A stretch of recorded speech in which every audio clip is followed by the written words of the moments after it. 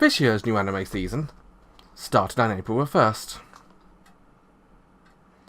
But this is no Easter bunny which has hatched from its egg, nor is it any kind of April Fool's joke. It is in fact a brand new anime season, bringing along brand new anime and 1,000,001 sequels and adaptations. That's what we come to expect when it comes to a new anime season, especially these days where sequels and remakes are becoming more and more common. And we actually started off with some interesting looking series for once. One of my anticipated shows from the looks of it, and a couple of shows which I wasn't too sure about. Remember, of course, these are my opinions. You are free to have your own opinions, and if you do, let me know in the comments what you think of them. But join me as I take a look at the first 4 anime airing this spring season. In the 2018 Spring Anime Preview. From a different perspective.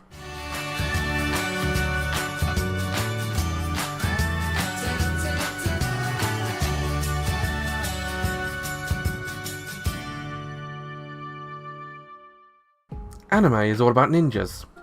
Ninjas, samurai, magical girls and, depending on who you ask about, tentacles. It's no surprise then that the first new show of the spring season is taking on at least one of those stereotypes. In Magical Girl Oe, magical girls are a sign of strength. The strength to transform and take on the most villainous of foes. Justice and love will always prevail in the face of a true magical girl.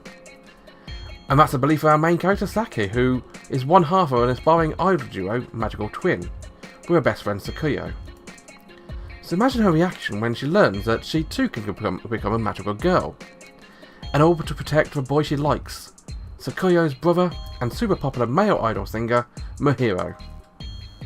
Now, Magical Girls and Magical Girl Oe are a bit more realistic than most, especially whilst playing games like Blue Reflection or seeing anime like Cardcaptor Sakura.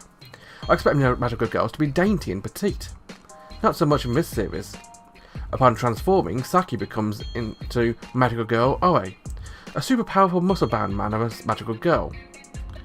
Rather than using fantastical love powers to save her crush, Saki is left with melee weapons and her fists. Fighting strange demon things can only be described as Pooch's form from Excel Saga. We've been to a gym one too many times. And the show picks up another magical girl trope too, as we learn that Saki's partner and friend Sakuyo can also transform into a magical girl in order to protect her crush, Saki herself. Really? This is a show that brings up gender questions out unexpectedly. Now, if a girl who transforms into a guy to protect her crush, who is also a guy, is that classified as straight, queer, gay, bi? Doesn't really matter really. Magical Girls are only just a small part of what Magical Oe parodies. We have terrible female idol wannabes, pretty boy male idol duos with cheesy dance sequences. We have a latest parody of a toasted mouth went to school sequence. But instead of toast, Saki has all manner of delights to eat while running to school. It's all a little silly really, and my worry is that it's going to get a little bit too silly. It reminds me a lot of Nurse Witch Kamugi, a very silly parody driven series with no real goal in mind. At least for now. Whether or not you want to watch this depends on how greatly or how much you'd like parody humour, and how much you can take when it comes to high energy stuff like this. If you want to take a crack at Magical Girl Oe, you can do so over at Crunchyroll. Expect plenty of horseplay in our next show this season, as one of the first shows out of the gates, Musa May Pretty Derby, is sure to be a front runner on the list of shows that people try, especially as there wasn't much competition amongst the other runners and riders on the first Sunday evening of the season. As a terrible horse racing terminology is probably hinting at, Musa May is a show about horse racing, and with this being an anime, you know these aren't four-legged stallions we're talking about, though I'm sure there'll be an Otome adaptation in a few years taking that particular route. Instead we're talking about two-legged horse girls. Yep, we're firmly going into a territory of the ever-growing monster girls genre, though unlike the four-legged centaurs from A Centaur's Life, these horse girls are literally just normal girls with horse ears and tails, and natural talent for running fast. Welcome to the world of Musa May, and to Tracing Academy, a special academy for raising horse girls to be the best they can be. Teaching them is not only general academics, but also how to run fast in the races they take part in. Yep, this is another anime based on an upcoming smartphone game, where you can collect horse girls and train them to win you the game. When I put it like that, it sounds kind of seedy, but I suppose in a way it kind of is. Very cute, and the game company gets to sell you tickets so you can try and get the girl you really want. Yep, I've been installing my fake grand order as well. I want my Distolfo, damn it. But yeah, let's talk about the girls. And, oh boy, there are a lot of them to talk about. And being horse girls, they don't have regular names as well. Our lead girls is Special Week, a sort of orphan country girl who grew up with an adoptive mother and without ever really meeting another horse girl until now. Imagine her surprise when not only does she visit the big city for the first time, but also starts interacting with other horse girls. Special Week is kind of clumsy and doesn't really know what she wants to do with herself. But she's overall a sweet girl and a fast runner. She's paired up, and I know the fan community have already started with this particular ship, with Skull's quiet idol, mysterious and softly spoken Silent Suzuka. Silent Suzuka is very much a mystery still, and she doesn't appear to have gotten on with her old trainer, and in the first 3 episodes she changes teams and trainers. That's a good thing for Special Week, as it brings them together.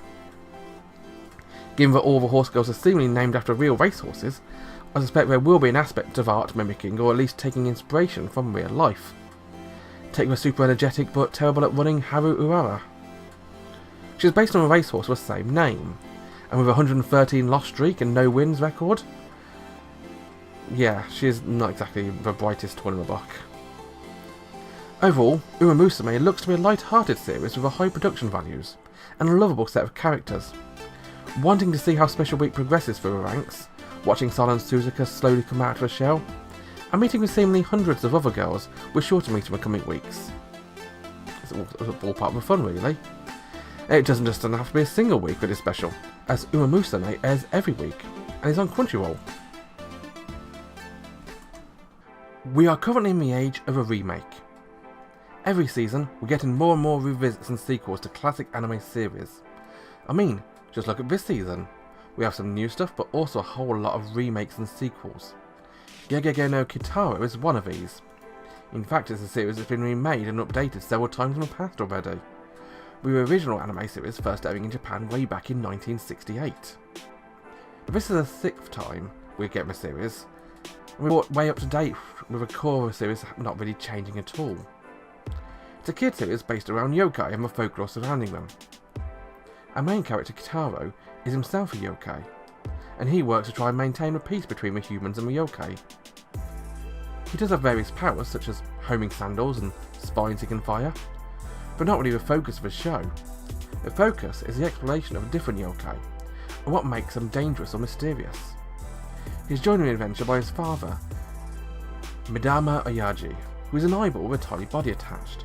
Yep, when it comes to yokai, Japan can get very bizarre very quickly. It's why they remain prevalent in anime, since you can often do almost anything given the right yokai for a task. We're also introduced to a cute girl character in the first episode, Mana Inuyama. She's a normal human who ends up getting saved by Kitaro during the episode. It's unsure if she'll be a recurring character, but she's cute enough to be an audience analogue, so who knows. What I do know is that what started off with a real bang was a very blatant riff off of disgraced YouTube personality and vlogger Logan Paul, as a loud and obnoxious vlogger who is annoying everyone at the Shibuya Scramble when he gets turned into a giant tree. Serves him right, really. But it starts happening to a lot of people, and it turns out to work of a vampire seed. There's not really that much more to talk about it, really. It's a very standard early morning TV show, and it has very familiar style. Reminded me a lot of Detective Conan, actually. I do question the subtitle script's use of the phrase "clop clop" to describe how I can tell when Kitaro is coming. But maybe that's my dirty mind thinking, especially after watching Musa May just before it. Now, if you do want to watch this for yourself, you can find it over at Crunchyroll. I always feel like the Joshi adaptations are often just a short distance behind their male-oriented counterparts. We had Token Rambo for the Sword Boys shortly after Kantai Collection, a show about worship girls. There was a Pretty Boy idol boom last year, following on from the likes of Love Live and Wake Up Girls before them, and now following on from a super adorable Konohana Kitan, a series about cute fox girls running in for spirits and gods, comes Gakurio, Bed and Breakfast for Spirits. Immediately we're introduced to a lonely little girl, crying by herself, wanting to be eaten, but she has nothing left to live for. She's scared and alone, but is saved by an Ayakashi. Jump to a current day, and the girl Aoi has all but accepted her life being able to see and interact with the Ayakashi. While she's still not completely over everything, especially being abandoned to an orphanage by her mother, who saw her ability as a curse, she's living a life feeding the local neighbourhood spirits, whilst avoiding those who'd cause her trouble, like a chance meeting with an Oni who was hungry. Rather than letting him eat her, she gives him her lunch, and rather than thanking her, he whisks her off to a land of the in-between, the spirit world. Yep, these are beginning to sound very much like Konohana Kitan, only the main character being a human rather than a fox spirit. She's informed that she's been brought to the land of to be Rioni's wife, and she was sold to him by her grandfather, who used her as collateral for a large debt in the past. Now the Oni is collecting the debt, much to Aoi's annoyance, and she's not willing to accept it. She instead of becoming his wife, she swears to earn enough money to pay him back the 100 million yen her grandfather borrowed. Suddenly it's turned into every show where main characters are debt to main love interest. Now I'm looking at Hayato Combat Butler, Overrun Host Club, and countless others. Very thankfully she didn't break any priceless vast to earn the debt, unlike some of the others. Regardless of how the debt occurred, she now has it, and she has to repay it. Time for another pretty boy, I think. Enter a cute, beautiful, all handsome, 9-tailed fox boy Ginji. He can transform himself based on what is best for the current situation, but you just know we're going to be seeing pretty boy Ginji more than anything else. She decides to open up a small restaurant just off the side of the inn, as a way of earning the money to repay the debt, and suddenly a storyline is born. Overall, Kakuryou is a cliche-driven series, but not a terrible one. There is semblance of something interesting hidden amongst the pretty boys and the Ayakashis. I'm not quite sure how long I'll be able to stick around to watch it, but if you're interested, look it up on Crunchyroll. And so that's that for the first of the previews for the spring season. It's been a bit of a mixed bag really. I mean, there's nothing truly terrible amongst the 4 shows I reviewed. And then there's Horse Girls, which Wild Stallion's going to keep me away from watching more of. Unless it goes crap, which could happen. What did you think of the first 4 shows I reviewed? Let me know in the comments what you thought, and join me again next time when I look at 4 more. Have a wonderful day. Bye bye.